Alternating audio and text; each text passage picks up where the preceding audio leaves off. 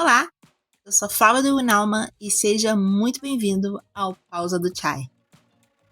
Esses dias eu estava assistindo uma entrevista do Kim Namjoon, o RM, o líder, né, do BTS, e ele deu uma entrevista para um podcast chamado Fashion Neuroses, que é um podcast da Bella Freud. Ela é neta, bisneta, algo assim do Freud. E o podcast dela é muito interessante, que ela faz, o convidado dela fica deitado no divã. É muito interessante esse podcast. Vale a pena dar uma conferida. Mas teve uma coisa que ele falou que ficou na minha cabeça. Na verdade, a entrevista inteira dele é muito interessante. Eles conversam sobre moda, arte, literatura, música, sobre a vida, né, dele como um artista. Mas em um determinado momento, a Bella pergunta sobre livros. E o Nan começa a falar sobre como ele lia muito mais quando era mais novo. Ele é uma pessoa assim, que lê muito, que gosta muito de arte, frequenta museus, coleciona obras, viaja, óbvio, né, com as turnês todas do grupo, e ele está sempre procurando uma exposição de arte por onde ele passa. Inclusive, o Instagram dele tem muitas indicações, né, de museus e curadorias. Se você se interessar, vale a pena dar uma pesquisada. Só que ele diz que hoje em dia, para ele, está cada vez mais difícil ler. E não só ler, está mais difícil assistir um filme também. Ele comenta que quando está assistindo alguma coisa em casa, sabe que pode parar a qualquer momento, ele pode pausar, pode olhar para outra coisa, pode pegar o celular. E então ele fala uma coisa que me chamou muito, muita atenção.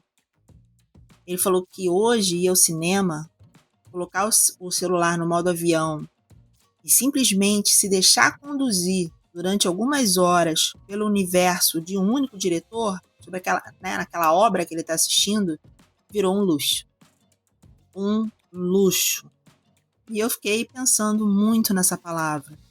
Porque ele poderia dizer, né, poderia ter dito que virou um hábito raro, que ir no cinema é uma coisa rara, que é difícil, que exige disciplina, mas não. Ele chamou de luxo. E quanto mais eu pensava nisso, mais encucada com essa ideia eu ficava. Porque nós estamos falando de uma pessoa que aparentemente tem todas as condições para preservar, né, a própria atenção. Ele tem acesso à arte, à cultura, aos livros, aos melhores museus do mundo.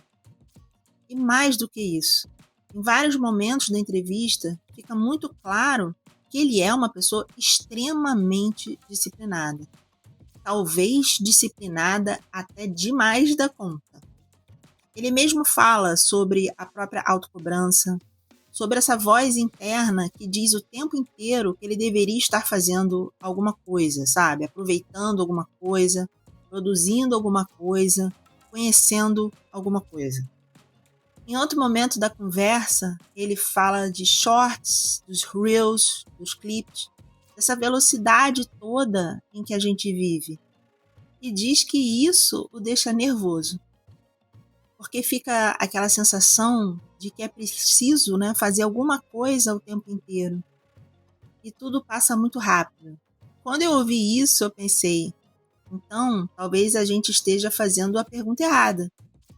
Porque quando percebemos que não conseguimos mais ler como antes, que pegamos o celular no meio de um filme, em que 5 minutos de espera parecem insuportáveis, que precisamos de alguma coisa tocando enquanto fazemos qualquer tarefa, a explicação costuma ser muito simples. Eu estou sem disciplina, preciso me controlar, preciso diminuir meu tempo de tela. Quantas vezes a gente não escuta isso, né? Você precisa diminuir o seu tempo de tela, preciso me concentrar mais. Claro que existe uma parte nossa nisso, né? Mas será que é só isso? Porque se uma pessoa extremamente disciplinada, com os acessos a tudo isso que a gente falou, e que tem dinheiro, gente. E assim, dinheiro compra tempo, né? Você consegue terceirizar muitas das suas coisas que a gente perde tempo no dia a dia. As pessoas, elas terceirizam. Então, assim, tem tempo. E assim, tem consciência de que isso está acontecendo com ele, mas também, além de tudo, está tendo dificuldade para permanecer dentro de uma única experiência.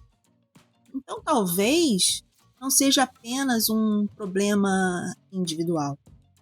Talvez a nossa atenção esteja sendo disputada o tempo inteiro. E talvez a gente esteja subestimando o tamanho dessa disputa. Eu vejo isso muito claramente aqui em casa, sabe? Meu filho se incomoda com silêncio. Muito. Se existe, assim, um espaço vazio, parece que alguma coisa precisa entrar ali. Ele sempre fala, mãe, tá muito silêncio aqui. Aí precisa colocar um vídeo, uma música, né? Aí ele vai ligar o computador, sei lá, faz qualquer coisa para preencher. Eu, Flávia, sou praticamente o contrário. Eu preciso muito do silêncio, muito. Eu preciso mesmo, de verdade. E por causa dessa nossa diferença entre nós dois, eu moro só com meu filho, né? Eu comecei a observar esse incômodo dele. Porque a primeira resposta seria simplesmente pensar, ele é assim. Mas será? Será que ele nasceu incomodado com o silêncio? Ou será que ele nasceu dentro de um mundo no qual o silêncio praticamente deixou de existir? Essa geração já encontrou tudo ligado. Tela ligada, música ligada, as notificações, né, ligadas. Alguém falando, alguma coisa acontecendo, alguma coisa nova chegando. Sempre existe um próximo vídeo, uma próxima mensagem, uma próxima imagem, um próximo estímulo. E quando isso não existe, a ausência, ela começa a parecer estranha, talvez até desconfortável.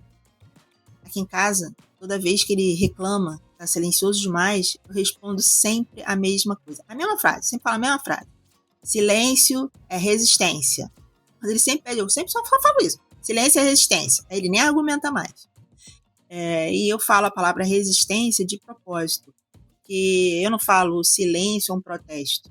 Porque para mim, protesto pressupõe alguma coisa lá fora contra a qual você está reagindo. A resistência é um pouco diferente.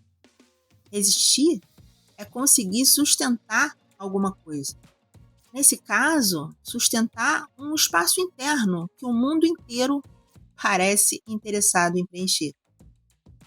E talvez seja por isso que o silêncio incomoda tanto. Porque quando o estímulo para, alguma coisa aparece. Às vezes é tédio, às vezes é ansiedade, às vezes é uma lembrança, às vezes é só aquela vontade quase automática de pegar o celular, sem nem saber o que a gente pretende encontrar ali. E talvez seja justamente nesse pequeno intervalo que a gente comece a perceber o quanto a nossa atenção deixou de estar completamente nas nossas mãos. Eu me lembrei de uma passagem do Bhagavad Gita, que eu gosto muito, que é o verso 5 do capítulo 6. Krishna diz a Arjuna que a pessoa deve se elevar por meio da própria mente e não se degradar por ela, porque a mente pode ser nossa amiga e também pode ser a nossa inimiga. E eu sempre achei isso muito poderoso, porque essa passagem ela não trata a mente como alguma coisa que precisa ser destruída, silenciada à força ou dominada, né, numa batalha. A questão é outra. Quem está conduzindo quem? E talvez essa seja uma pergunta especialmente interessante para fazer hoje. Quem está conduzindo a minha atenção? Sou eu? É o hábito? É o algoritmo? É a notificação? É o medo de ficar de fora? É simplesmente o reflexo de preencher qualquer segundo vazio? E eu não estou falando isso de um lugar de superioridade, quem sou eu? Muito pelo contrário. Eu também percebo esses mecanismos em mim. Talvez em lugares diferentes, talvez com intensidades diferentes, mas eu percebo. E foi justamente por isso que a outra parte da entrevista do Nan me chamou também, muita atenção. Quando a Bella pergunta qual foi o primeiro livro que realmente o marcou, ele fala de Demian, do Hermann Hesse. Eu nunca li esse livro. Tá aqui na minha lista. De tanto que o Nan falou, eu coloquei na lista.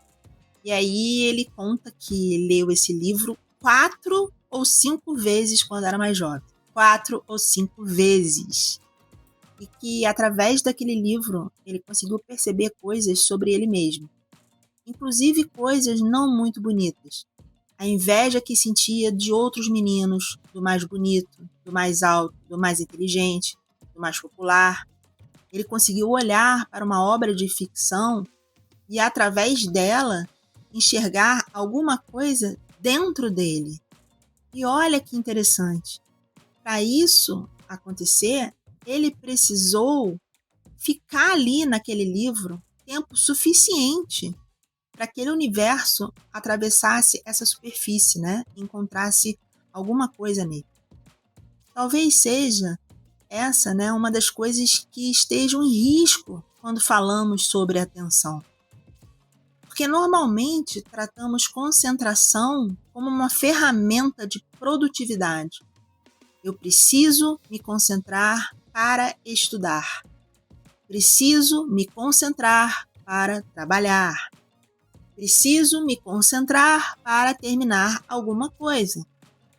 Mas a atenção, ela não serve apenas para produzir. A atenção também é a maneira como uma obra consegue entrar na gente. É como um livro deixa de ser apenas uma história. Como um filme continua existindo dentro de nós depois que termina. A gente fica pensando naquele filme. Uma música. Quantas vezes uma música encontra uma memória da gente que estava escondida? Como um quadro que faz a gente ficar parado na frente dele sem exatamente você saber por quê.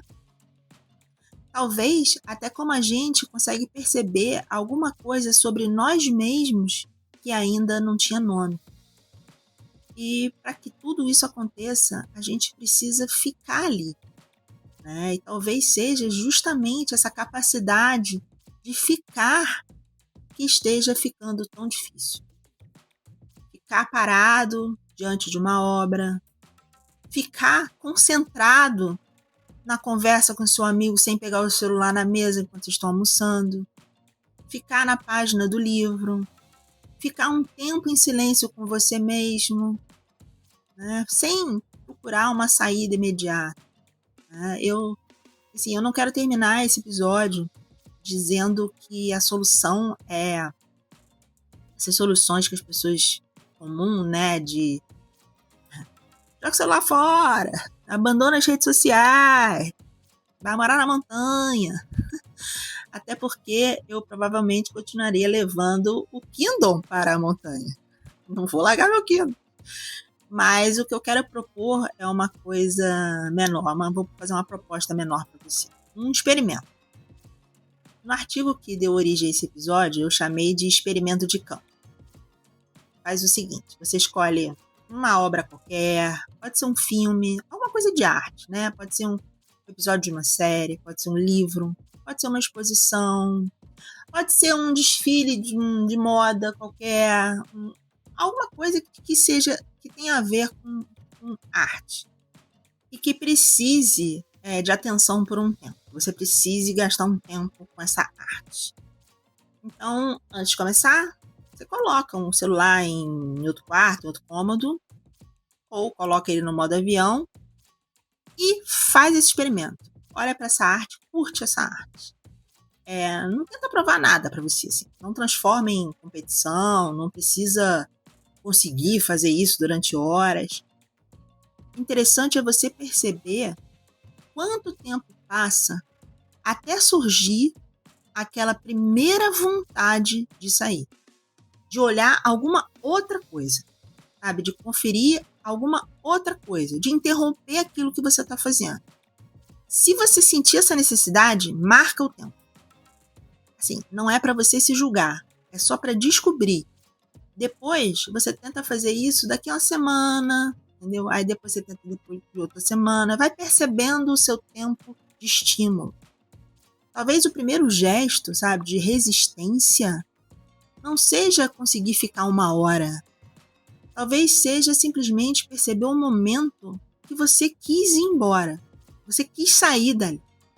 Porque antes da disciplina vem a percepção. A gente precisa entender o lugar que a gente está, né, para poder ver a ação-reação, né? A gente precisa ter uma reação para aquela ação que a gente está tendo. Mas primeiro a gente precisa ter a percepção. E assim, é difícil, né, escolher o que fazer com uma coisa que a gente ainda nem percebeu que está acontecendo. E talvez recuperar a nossa atenção não comece com uma grande decisão. Talvez comece com pequenos passos que a gente decide não entregar. 10 minutos, sem interromper, uma refeição sem olhar o celular, ler algumas páginas de livros também sem olhar o celular, ver um filme inteiro sem ficar dando 500 pausas, porque quando a gente dá 500 pausas até para pegar água é uma pausa, né? Uma caminhada sem nada tocando no ouvido, né? Sem fone, um pouco de silêncio. Não porque o silêncio seja necessariamente paz. Às vezes ele não é. Às vezes o silêncio ele é desconfortável. Mas talvez seja exatamente por isso que ele tenha se tornado tão importante. Nesse mundo que está disputando a cada segundo da nossa atenção, escolher aonde a gente coloca essa atenção talvez seja uma das formas mais simples de continuar pertencendo a nós mesmos. Por isso, eu continuo dizendo aqui em casa, provavelmente para irritação do meu filho, silêncio é resistência. Então, gente, vamos resistir. Até o próximo Chai.